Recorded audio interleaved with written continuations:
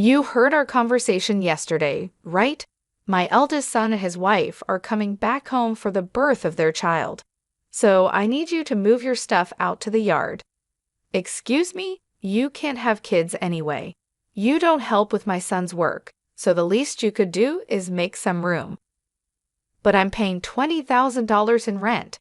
This is getting too tiring to deal with. I live with my mother-in-law, but now she wants me out of the house because my brother-in-law and his wife are returning.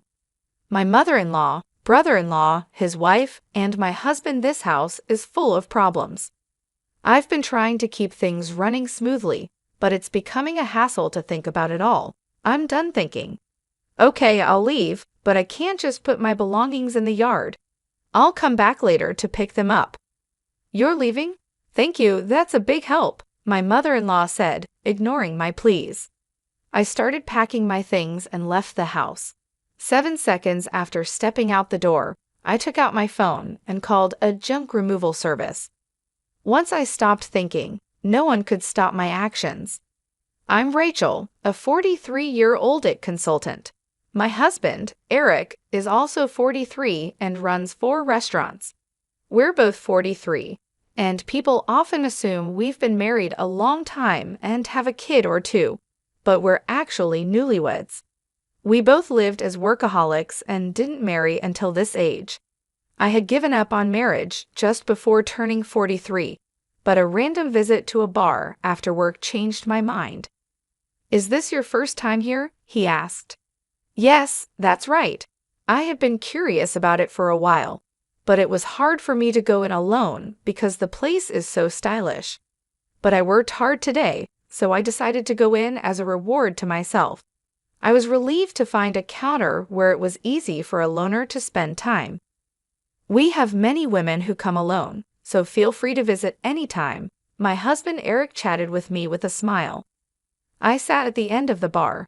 I knew he was just trying to attract a new customer, but for someone like me who had no friends to eat with at this age, even this kind of service felt nice. Feeling comfortable in Eric's restaurant, I started visiting often. I always sat at the end of the bar, and it became normal for Eric to chat with me while I ate. What does an IT consultant do? He asked. I introduce it to companies and do strategic planning. I've worked with restaurants too. Once I suggested a tablet-based ordering system to reduce labor costs and improve efficiency. Oh, the system that's become common? How much does that cost?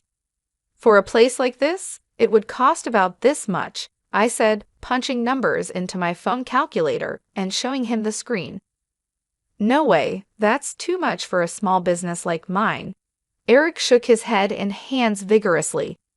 Eric was curious and always eager to learn from our conversations. He looked for ways to apply new knowledge to his work. Even though it seemed like just a pleasant conversation, I was slowly drawn to his dedication. Likewise, Eric grew fond of me, seeing that I was hardworking. I'm always busy with work and can't talk much. How about we go out for dinner sometime? Excited about the chance to dine with a restaurateur, I eagerly agreed. I was thrilled to be asked out, but saying something so girlish at nearly 43 would be embarrassing, so let's just leave it at that. My husband didn't just ask me out that one day. He continued to invite me out for meals occasionally.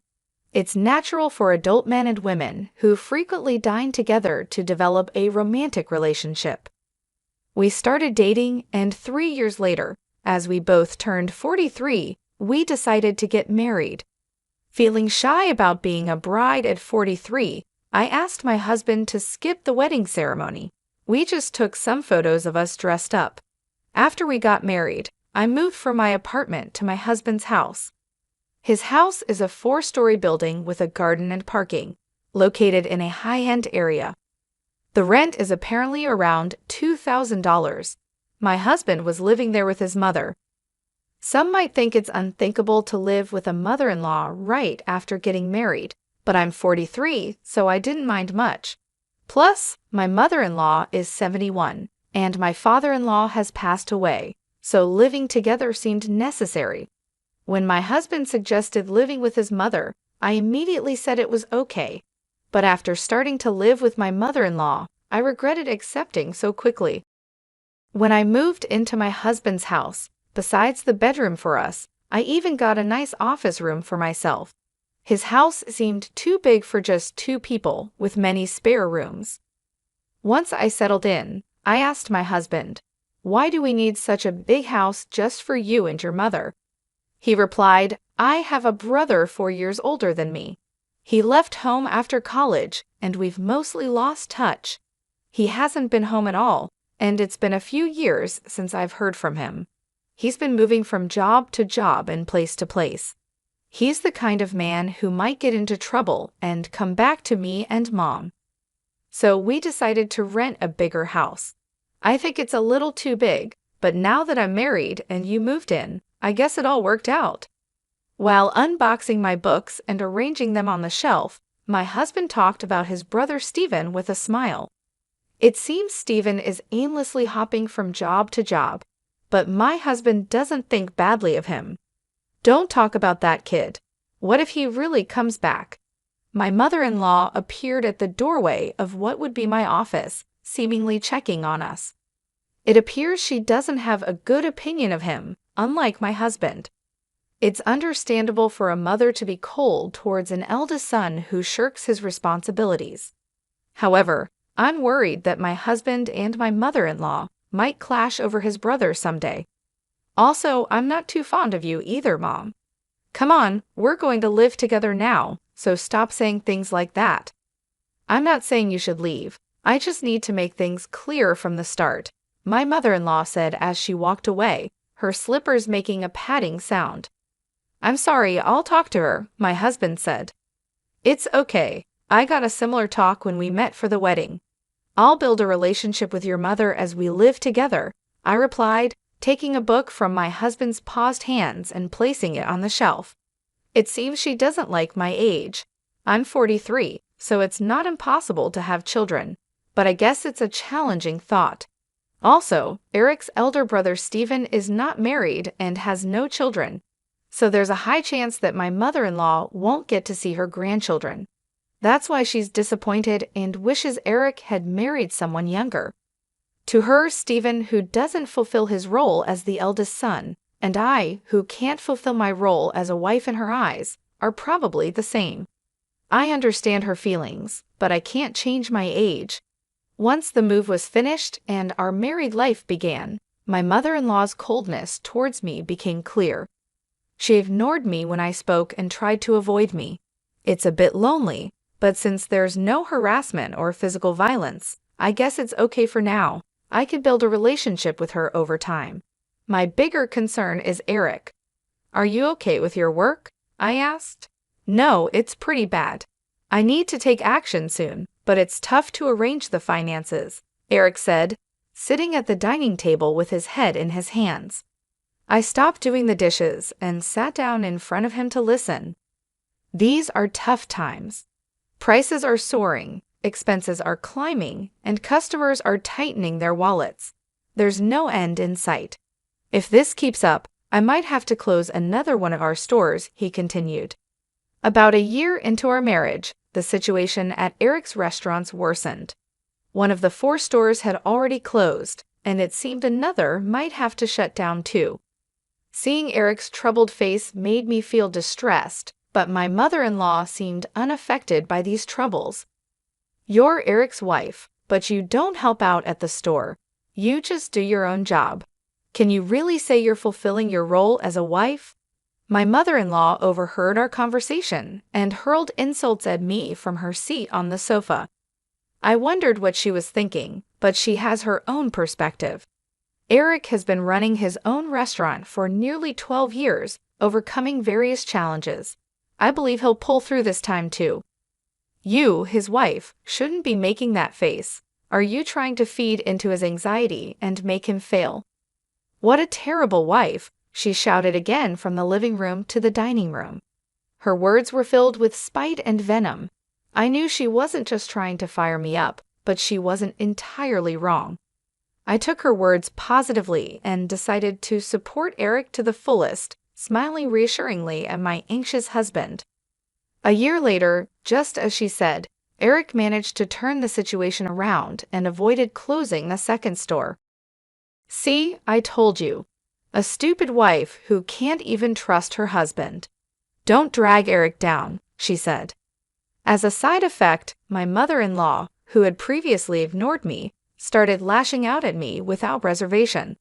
The relationship with her might seem to have worsened, but since Eric's business is doing well, I'll consider it a break-even situation. I thought things were balancing out, but it turned out worse for me.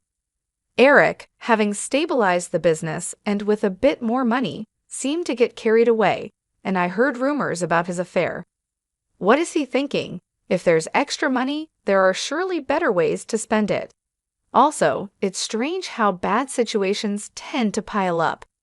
Having seen Eric's business revenue drop, I know this all too well, but I never thought it would happen to me.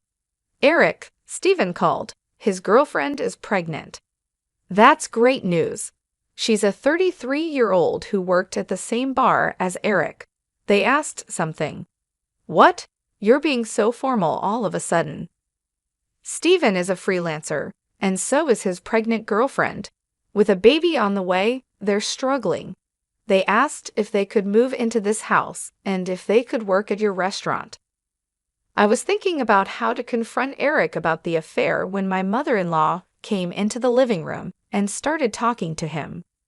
The conversation was about Steven, whom I've never met, and I was completely left out as they continued talking. It was a strange scene. She used to dislike Steven for not fulfilling his role as the eldest son, yet now she was asking Eric to welcome him. The reason was simple: the grandchild. She had given up hope of seeing a grandchild, but now saw an opportunity and completely changed her stance. She was even planning to offer them a home and jobs. Eric, who never thought badly of Steven, had rented this big house for such a time, but the situation has changed, and now I'm here. Isn't it odd to have Steven and his family move in? I looked at Eric in the living room from the dining area. He was looking back at me with a clearly troubled expression. Come on, it's a good thing. Steven is in trouble, and you, Eric, have the means to help him. Ah, okay, I got it. Eric sighed, unable to say no to his mother. I had hoped he would stand up to her, but it seems it was just wishful thinking. He kept glancing at me, probably worried about my reaction. The worsening relationship with my mother-in-law, Eric's affair, now living with Steven and his family, the problems just keep piling up. Overwhelmed and not knowing where to start, I decided to abandon thinking for today and just go to sleep. The next day was a holiday, and probably due to extreme mental fatigue. I slept in until late morning. Eric was at work, so it was just my mother-in-law and me at home. Dreading what she might say about my sleeping in, I reluctantly headed to the living room. You sure slept in. Must be nice to have such leisure, she said. Bracing myself for her usual nagging about not fulfilling my duties as a wife, I tensed up, ready for her words. However, what she said was much worse than I expected. You heard Eric and me talking yesterday, right?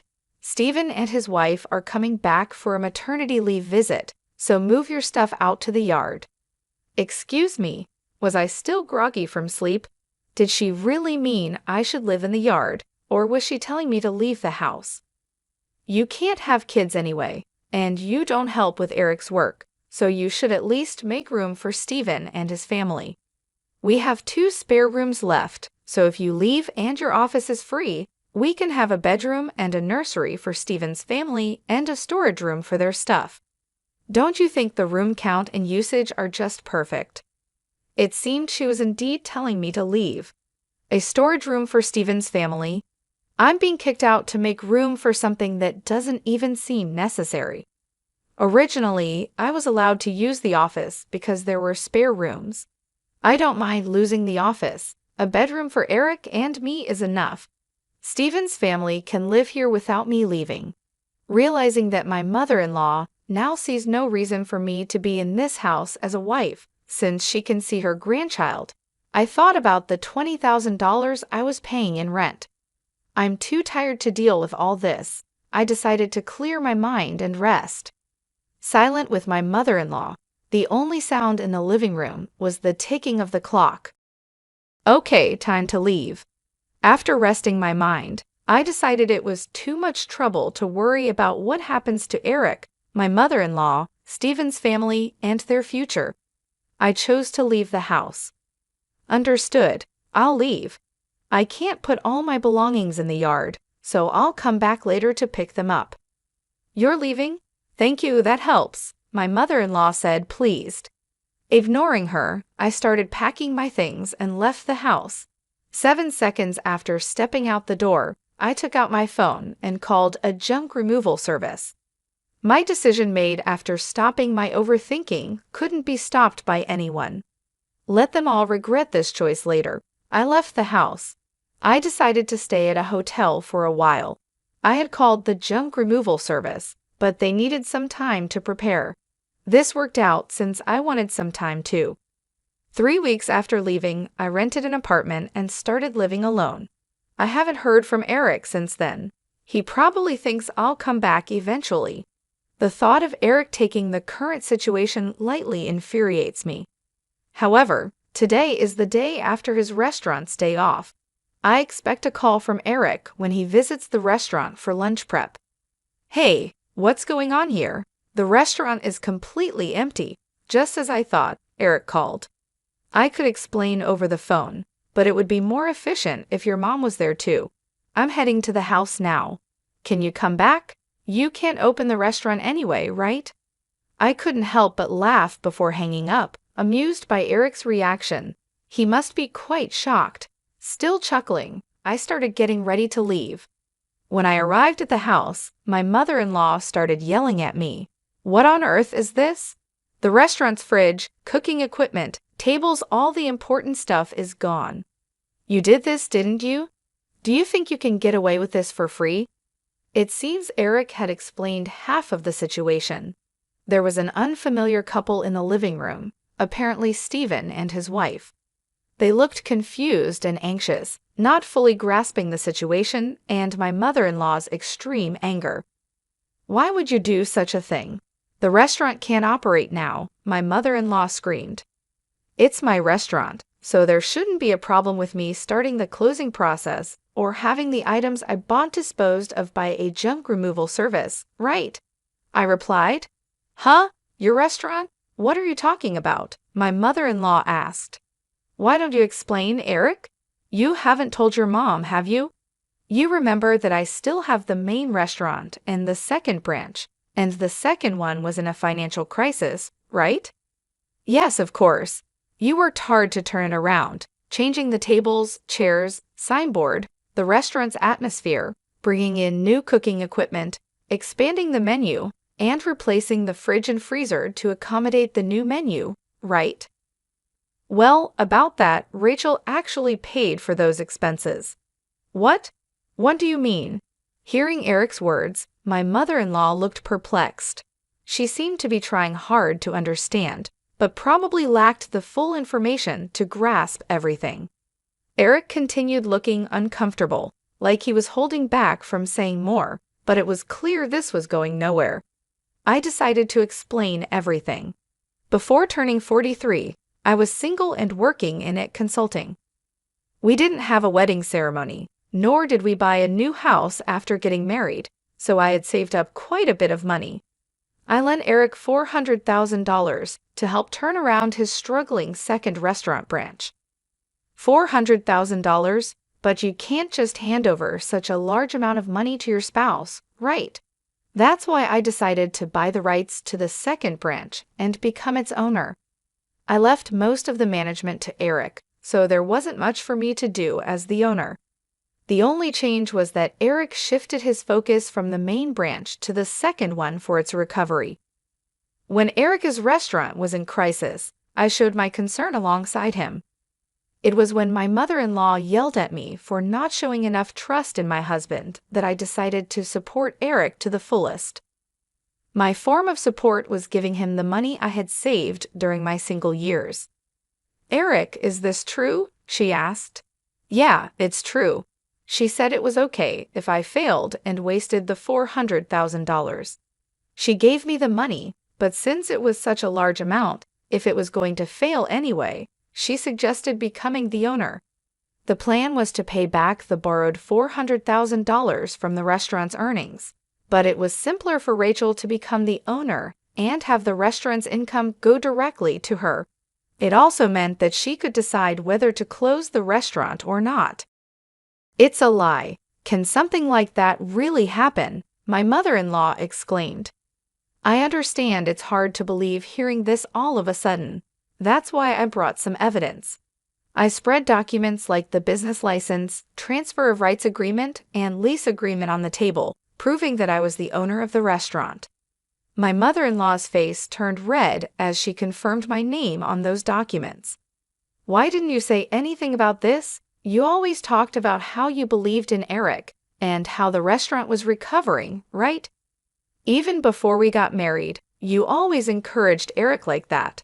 He felt pressured by your words, but tried to live up to your expectations, not wanting to disappoint you as the head of the household.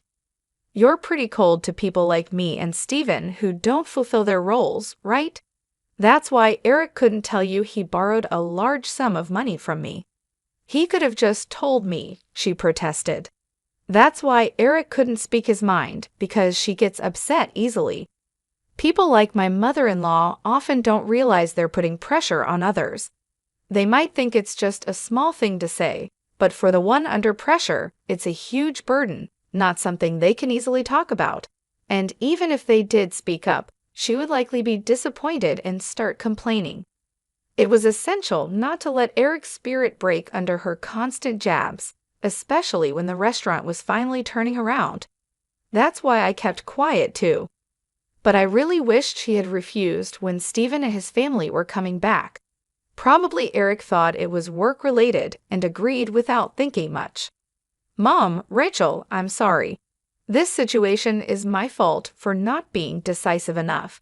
If I had managed the restaurant well from the start, Rachel wouldn't have had to lend her money. And if I wasn't so weak, I could have told you the truth. If Rachel decides to close the restaurant, then that's it. But what about the part-time workers? My mother-in-law asked. Don't worry. In the past 3 weeks, I've already informed everyone about closing the restaurant, and they all understood. For those interested, I've arranged part-time work at other restaurants through my IT consulting contacts.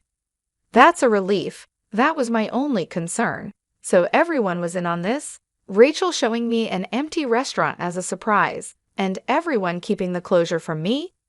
Eric, I'm sorry too. I've been pressuring you. And Rachel, I'm sorry for everything up to now. I won't tell you to leave again. My mother-in-law apologized, and it seemed as if everything was resolving nicely. But that's a misunderstanding. I'm far from being satisfied, and the discussion is far from over. Let's settle this matter next. What's this? Divorce papers. When I placed the divorce papers on the table, Eric picked them up in shock. What does this mean? Why a divorce? This is supposed to be a reconciliation, right? Don't just assume we've reconciled. You might think it's a secret, but I know about your affair with the part-timer. All the part-time workers knew about it too. That's just a rumor. You can't say things like that without proof.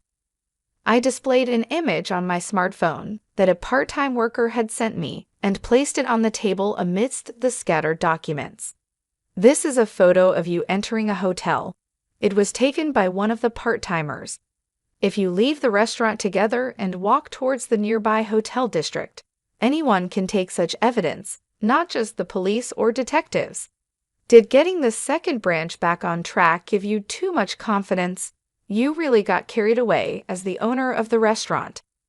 I couldn't do much in the day-to-day operations, but I still visited the restaurant from time to time. That's when the part-time workers told me about Eric's affair and asked for my help. When I promised to handle it, they provided incredible support. They sent me proof and even kept the closure of the restaurant a secret from him. Wait a minute, closing the second branch in a divorce? What's going to happen to the rent for this place? Eric asked. The rent for this place? What do you mean? My mother-in-law asked. I haven't mentioned that yet. I've been paying the entire rent of $20,000 a month for this house, I said. Is that also true? She asked Eric. It's true. When the restaurant's revenue started falling, Rachel started paying half of it. But as revenue continued to drop, the amount she had to cover increased. Eventually, she ended up paying it all.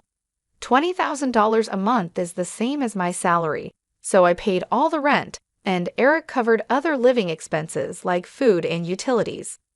So if Eric gets divorced and only has the main restaurant left, obviously living here won't be an option anymore.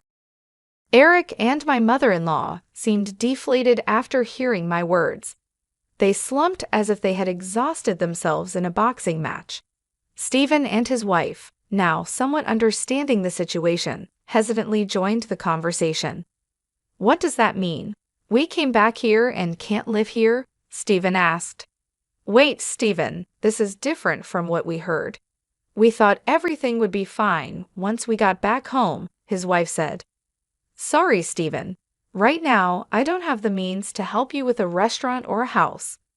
Come on, do something. We're having a baby. At least give me a job. We have enough part-timers. In fact, we need to cut down on staff costs. Eric will work hard, so just wait a bit longer. That's what I'm talking about. Stop saying things like that. Hey, what about my house and job now? Stephen shouted. Eric, my mother-in-law, and Stephen started arguing about their future lives. Stephen's wife, whose name I still didn't know, looked uncomfortably out of place. I had delivered the news about the restaurant's closure and the divorce, so my business here was done. I was tired of constantly trying to smooth things over with Eric and his family, and I refused to live with Stephen and his wife. I didn't care what happened to this house next. They could discuss it amongst themselves. I left the house amidst their shouting. After that, having evidence of the affair, I was able to divorce Eric smoothly. I could have demanded alimony for the affair, but I had a job and didn't need the money. I wanted as little to do with my ex-husband and his family as possible, so I didn't ask for any compensation after our divorce. My ex-husband, Eric, couldn't afford the rent and had to leave the house with his whole family. Financially and emotionally strained, Eric, who had been taking care of his mother, argued that it was actually Stephen's responsibility as the eldest son. But Stephen, who came back without any money, couldn't take care of her. This led to an ugly fight between the brothers about who should take care of their mother. In the end, with no income, Eric had to take her in, but this fight ruined the relationship between the brothers. As a result, Stephen and his wife disappeared again, cutting off all contact. Witnessing the brothers' dispute over her, the mother-child relationship also deteriorated. Now, Eric and his mother are living together reluctantly in a smaller apartment. It's not as spacious as the previous house, and they have to see each other all the time, but they hardly talk, creating an awkward atmosphere in the house. My actions, prompted by thinking ahead, resulted in the breakdown of a family relationship. After the divorce, I first dealt with closing down the restaurant. It was a bit of a hassle, but as the owner, it was my responsibility. However, the fridge, cooking equipment, tables, and chairs I had removed were fairly new, so I managed to sell them at a good price. Adding just a little more money allowed me to finish the restaurant's closure. Though it was a brief period, being a restaurant owner and handling its closure was an experience. I believe these experiences will be useful in my consulting work someday. I guess work suits me better than marriage. Convinced of this, I continue to work hard today.